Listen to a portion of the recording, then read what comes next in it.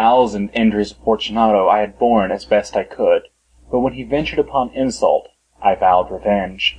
You, who so well know the nature of my soul, will not suppose, however, that I gave utterance to a threat. At length I would be avenged.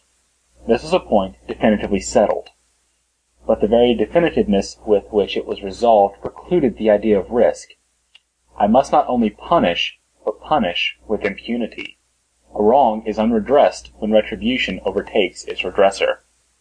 It is equally unredressed when the avenger fails to make himself felt as such to him who has done the wrong. It must be understood that neither by word nor deed had I given Fortunato cause to doubt my goodwill. I continued, as was my wont, to smile in his face, and he did not perceive that my smile now was at the thought of his immolation. He had a weak point, this Fortunato, although in other regards he was a man to be respected and even feared. He prided himself on his connoisseurship in wine. Few Italians have the true virtuoso spirit. For the most part, their enthusiasm is adopted to suit the time and opportunity, to practice imposture upon the British and Austrian millionaires. In painting and gimmery, Fortunato, like his countrymen, was a quack. But in the matter of old wines, he was sincere. In this respect, I did not differ from him materially. I was skillful in the Italian vintages myself, and bought largely, whenever I could. It was about dusk, one evening during the supreme madness of the carnival season, that I encountered my friend. He accosted me with excessive warmth, for he had been drinking much. The man wore motley. He had on a tight-fitting party-striped dress, and his head was surmounted by the conical cap and bells. I was so pleased to see him that I thought I should never have done wringing his hand. I said to him, "My dear Fortunato, you are luckily met. How remarkably well you are looking today.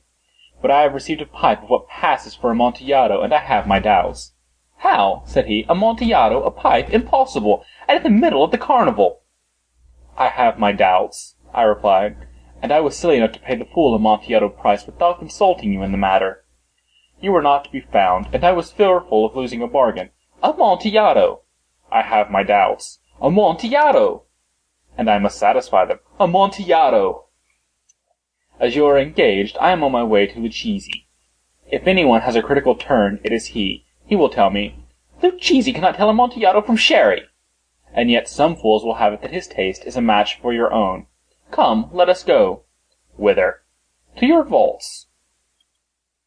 "My friend, no, I will not impose upon your good nature. I perceive you have an engagement. Lucchese." "I have no engagement. Come."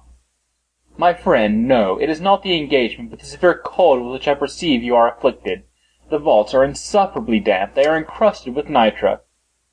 "Let us go, nevertheless. The cold is merely nothing. Amontillado! You have been imposed upon, and as for Lucchese, he cannot distinguish sherry from Amontillado." Thus speaking, Fortunato possessed himself of my arm, putting on a mask of black silk, and drawing a roquelaire closely about my person. I suffered him to hurry me to my palazzo. There were no attendants at home. They had absconded to make merry in honor of the time. I had told them that I should not return until the morning, and had given them explicit orders not to stir from the house. These orders were sufficient, I well knew, to ensure their immediate disappearance, one and all, as soon as my back was turned. I took from their sconces 2 flambeaux, and giving one to Fortunato, bowed him through several suites of rooms to the archway that led into the vaults. I passed down a long and winding staircase, requesting him to be cautious as he followed. We came at length to the foot of the descent, and stood together on the damp grounds of the catacombs of the Montresors. The gait of my friend was unsteady, and the bells upon his cap jingled as he strode. "The pipe!" said he. "It is further on," said I, "but observe the white webwork which gleams from these cavern walls." He turned towards me, and looked into my eyes with 2 filmy orbs that distilled the rheum of intoxication. "Nitre?" he asked at length. "Nitre," I replied. "How long have you had that cough?" My poor friend found it impossible to reply for many minutes. "It is nothing," he said at last.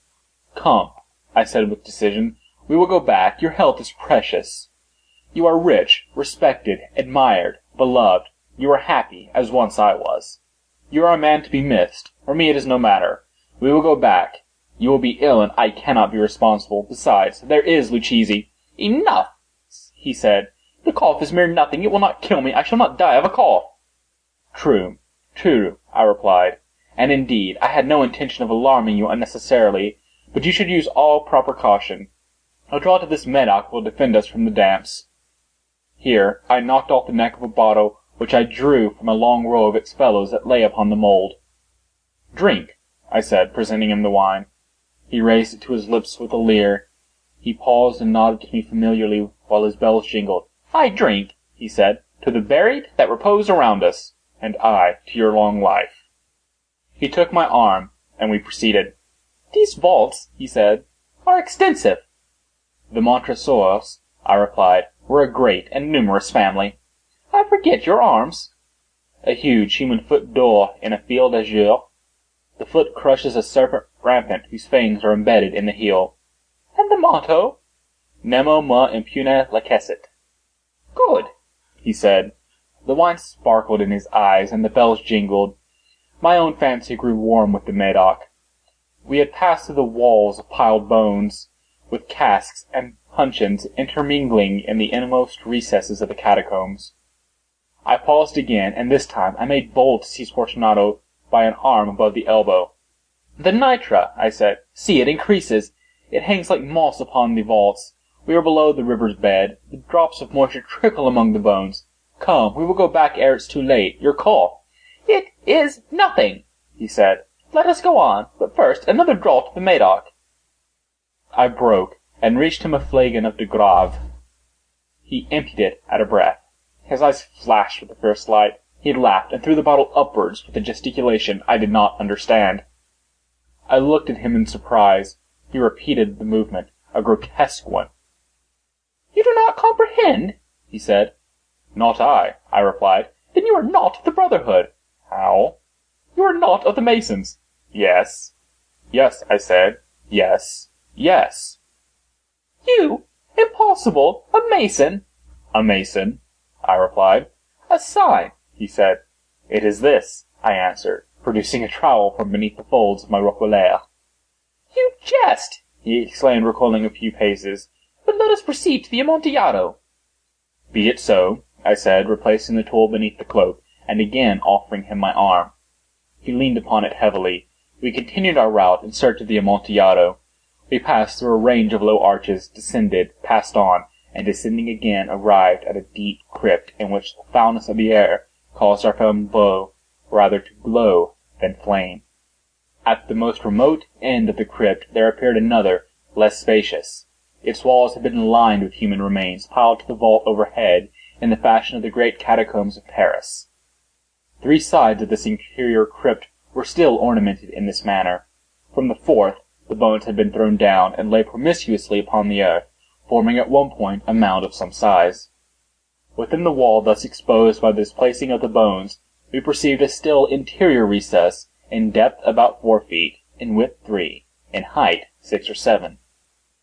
It seemed to have been constructed for no especial use in itself, but formed merely the interval between 2 of the colossal supports of the roof of the catacombs, and was backed by one of the circumscribing walls of solid granite. It was in vain that Fortunato, uplifting his dull torch, endeavored to pry into the depths of the recess. Its termination the feeble light did not enable us to see. "Proceed," I said. "Herein is the amontillado. As for Lucchese—" "He is an ignoramus," interrupted my friend as he stepped unsteadily forward, while I followed immediately at his heels.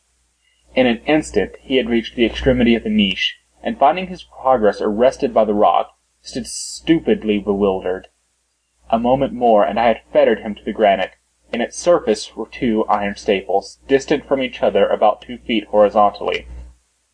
From one of these depended a short chain, from the other a padlock. Throwing the links about his waist, it was but the work of a few seconds to secure it. He was too much astounded to resist. Withdrawing the key, I stepped back from the recess. "Pass your hand," I said, "over the wall. You cannot help feeling the nitre. Indeed, it is very damp. Once more let me implore you to return." "No?" "Then I must positively leave you. But I must first render you all the little attentions in my power." "The amontillado!" ejaculated my friend, not yet recovered from his astonishment. "True," I replied, "the amontillado." As I said these words, I busied myself among the pile of bones which I had before spoken. Throwing them aside, I soon uncovered a quantity of building stone and mortar. With these materials, and with the aid of my trowel, I began vigorously to wall up the entrance of the niche. I had scarcely laid the first tier of my masonry when I discovered that the intoxication of Fortunato had in great measure worn off. The earliest indication I had of this was a low, moaning cry from the depths of the recess. It was not the cry of a drunken man. There was then a long and obstinate silence. I laid the second tier, and the third, and the fourth, and then I heard the furious vibrations of the chain. The noise lasted for several minutes, during which, that I might hearken to it with the more satisfaction, I ceased my labours and sat down upon the bones. When at last the clanking subsided, I resumed the trowel, and finished without interruption the fifth, the sixth, and the seventh tier. The wall was now nearly upon a level with my breast. I again paused, and holding the flambeau over the mason work, threw a few feeble rays upon the figure within. A succession of loud and shrill screams, bursting suddenly from the throat of the chained form, seemed to thrust me violently back. For a brief moment I hesitated. I trembled. Unsheathing my rapier, I began to grope with it about the recess. But the thought of an instant reassured me. I placed my hand upon the solid fabric of the catacombs, and felt satisfied. I reapproached the wall. I replied to the yells of him who clamoured. I re-echoed. I aided. I surpassed them in volume and in strength. I did this, and the clamourer grew still. It was now midnight, and my task was drawing to a close. I had completed the 8th, the 9th, and the 10th tier. I had finished a portion of the last, and the 11th there remained but a single stone to be fitted and plastered in. I struggled with its weight. I placed it partially in its destined position, but now there came from out the niche a low laugh that erected the hairs upon my head. It was succeeded by a sad voice, which I had difficulty in recognizing as that of the noble Fortunato. The voice said,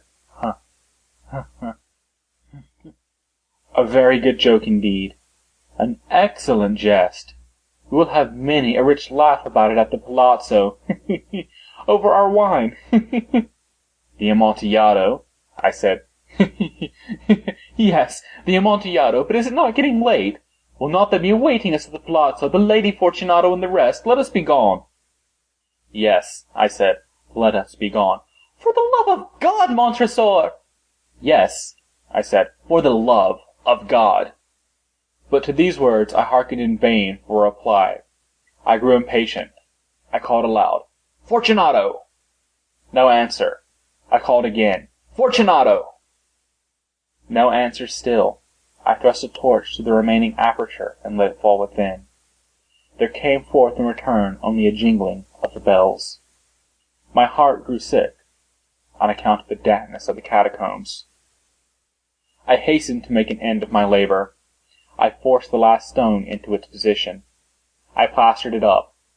Against the new masonry, I re-erected the old rampart of bones. For half of a century no mortal has disturbed them.